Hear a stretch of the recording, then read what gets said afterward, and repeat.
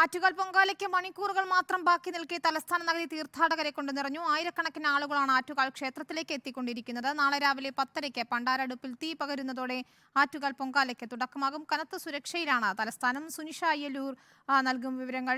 നാളെ രാവിലെയാണ് ആറ്റുകാൽ ക്ഷേത്രത്തിലെ മഹോത്സവത്തിന്റെ ഭാഗമായുള്ള പൊങ്കാല സമർപ്പിക്കുന്ന ചടങ്ങ് നടക്കുക. രാവിലെ 10:30 തന്നെ പണ്ടാരടുപ്പിൽ തീ പകരുന്നതോടെ ആറ്റുകാൽ പൊങ്കാലയ്ക്ക് തുടക്കമാകും. ഒരുക്കങ്ങളെല്ലാം പൂർത്തിയായി കഴിഞ്ഞു. സംസ്ഥാനത്തിന്റെ വിവിധ ഭാഗങ്ങളിൽ നിന്നും സംസ്ഥാനത്തിന് പുറത്തുനിന്നും ഉൾപ്പെടെയായി നിരവധി ഭക്തർ ഇതിനോടകം തന്നെ എത്തിക്കഴിഞ്ഞു. നമുക്ക് ദൃശ്യങ്ങളിൽ കാണുന്നത് പോലെ റോഡിൽ ഉൾപ്പെടെ അടുപ്പ് കല്ലുകൾ നിരത്തിക്കൊണ്ട് അവർ തയ്യാറായി കഴിഞ്ഞു. സുനിഷ അയ്യലൂർ നൽകും വിവരങ്ങൾ. സുനിഷ, ഇന്ന് തന്നെ വലിയ തിരക്കായിരിക്കും ആറ്റുകാലിൽ എന്നുറപ്പാണ്. സുരക്ഷാ ക്രമീകരണങ്ങൾ എങ്ങനെയാണ്?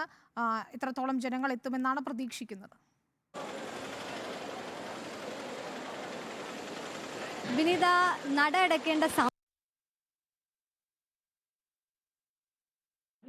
അതിന്റെ ഭാഗമായി ഭക്തർക്ക് സൗകര്യപൂർവ്വം ദർശനം നടത്തണമെന്നതുകൊണ്ട് തന്നെ അത്തരത്തിലുള്ള ക്രമീകരണങ്ങൾ നിലവിൽ ഒരുക്കിയിട്ടുണ്ട്.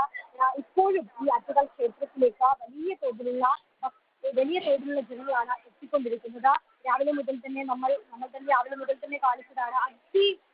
വലിയ രീതിയിലുള്ള ഒരു തിരക്ക് തന്നെ അനുഭവപ്പെട്ടുകൊണ്ടിരിക്കുന്നു. അതിനനുസരിച്ചുള്ള ക്രമീകരണങ്ങൾ നേരത്തെ പോലീസിന്റെ സംഘം ഇവിടെ എത്തി പരിശോധനകൾ നടത്തിയിരുന്നു. അതിനുശേഷം ഏതൊക്കെ രീതിയിൽ വനിതാ പോലീസുകാരെ കൂടുതൽ ഇവിടെ വിന്യസിച്ചിട്ടുണ്ട്, അവരെയൊക്കെ തന്നെ ഏതൊക്കെ രീതിയിൽ എവിടെയൊക്കെ വിന്യസിക്കുമെന്നതിലടക്കം ഇപ്പോൾ അല്പസമയം മുമ്പ് തീരുമാനങ്ങളൊക്കെ എടുക്കുകയും ചെയ്തിരുന്നു. അത്തരത്തിലുള്ള ക്രമീകരണങ്ങൾ ഏതായാലും ഇവിടെ നടക്കുകയാണ്. ഒരുപക്ഷെ ദൃശ്യങ്ങളിൽ കാണുന്നത് പോലെ വലിയ തോതിലുള്ള തിരക്ക് ഇപ്പോഴും അനുഭവിക്കുന്നുണ്ട്. അതുകൊണ്ട് തന്നെ അങ്ങനെയാണെങ്കിൽ നാളെ പൊങ്കാലയായതുകൊണ്ട് തന്നെ പൊങ്കാലയ്ക്ക് ഇതിലേറെ ഭക്തജനങ്ങൾ എത്തുമെന്നൊരു കണക്കുകൂട്ടലിലാണ്.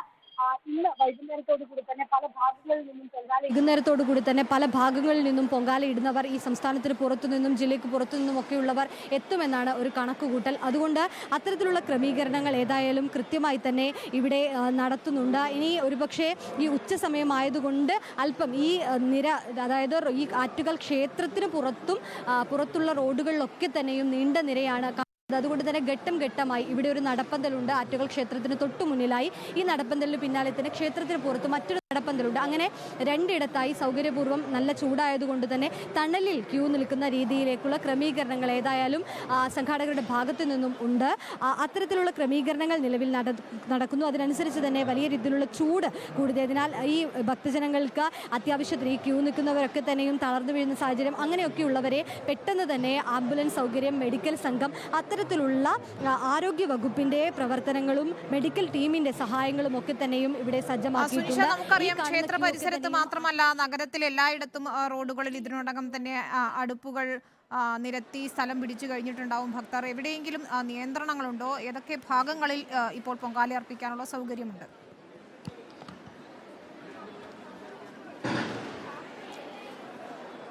വിനീത, ഏതായാലും തിരുവനന്തപുരത്തെ ഒട്ടുമിക്ക ഇടങ്ങളിലും പൊങ്കാലയ്ക്കുള്ള ഇടങ്ങൾ ക്രമീകരിച്ചിട്ടുണ്ടായിരുന്നു. നേരത്തെ തന്നെ ഓരോരുത്തരും അവരവരുടെ ഇടം നേരത്തെ 5 റിപ്പോർട്ട് ഇപ്പോഴും കാണിച്ചിരുന്നു. പലരും അവരുടെ പൊങ്കാല ഇടാനുള്ള സൗകര്യാർത്ഥം പലയിടങ്ങളിലും ബുക്ക് ചെയ്തിരിക്കുന്ന ഒരു സാഹചര്യം കൂടി ഉണ്ടായിരുന്നു. അത്തരത്തിൽ നഗരത്തിൻ്റെ പല ഭാഗങ്ങളിലും അവർക്ക് പൊങ്കാല ഇടാനുള്ള സൗകര്യം അനുസരിച്ച് ക്രമീകരണങ്ങൾ ഒരുക്കിയിട്ടുണ്ട്. അവർ ഈ ഇടങ്ങളൊക്കെ തന്നെയും ബുക്ക് ചെയ്തിരിക്കുന്നൊരു സാഹചര്യവും കൂടി ഉണ്ടായിരുന്നു. അത്തരത്തിൽ ഈ നഗരങ്ങളിൽ ആ തോതിലുള്ള രീതിയിലുള്ള പൊങ്കാല ചടങ്ങുകൾ ഉണ്ടാകുന്നത് കൊണ്ട് തന്നെ വലിയ രീതിയിലുള്ള വാഹന ഗതാഗത നിയന്ത്രണം ഇന്ന് ഉച്ച മുതൽ നാളെ രാത്രി 8 മണിവരെ പൂർണ്ണ തോതിൽ ഗതാഗത നിയന്ത്രണം ഉണ്ടാകുമെന്നതാണ് അറിയിച്ചിരിക്കുന്നത്.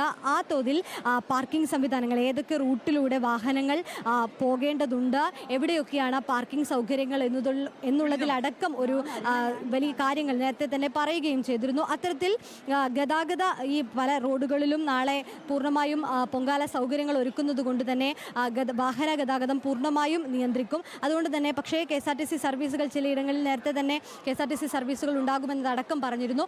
ആ തോതിലുള്ള കാര്യങ്ങളാണ് ഉണ്ടാവുക. ഇപ്പം തന്നെ ക്ഷേത്രത്തിന് പുറത്തൊക്കെ തന്നെയും ഈ പൊങ്കാല അടുപ്പുകൾ, പണ്ടാര അടുപ്പുകൾ, ഈ പൊങ്കാല അടുപ്പുകൾ ഏതായാലും ക്രമീകരിച്ചിട്ടുണ്ട്. അതിനുള്ള ഈ ക്ഷേത്രത്തിന് പുറത്ത് തന്നെ അത്തരത്തിലുള്ള ക്രമീകരണങ്ങൾ നടത്തിയിട്ടുണ്ട്. ഈ നഗരത്തിന് പുറത്തും, അതായത് തമ്പാനൂർ ഭാഗങ്ങൾ, കിഴക്കേക്കോട്ട, സ്റ്റാച്യൂസ്, നിയമസഭ, അതിൻ്റെ ഭാഗങ്ങളിലൊക്കെ തന്നെയും അത്തരത്തിൽ പലരും ഇപ്പോൾ തന്നെ പൊങ്കാല അടുപ്പുകൾ കൂട്ടുന്നൊരു സ്ഥിതി കൂടിയുണ്ട്. ഏതായാലും ഈ കാണുന്ന തിരക്ക് നാളെ ഇതിലേറെ ആയിരങ്ങൾ, പതിനായിരങ്ങൾ എത്തുമെന്നൊരു കണക്കുകൂട്ടലിൽ തന്നെയാണ് നിലവിലുള്ളത്. ആ തോതിലുള്ള നിയന്ത്രണങ്ങളും ആ തോതിലുള്ള ക്രമീകരണങ്ങളും ഏതായാലും തലസ്ഥാനത്തുണ്ട്.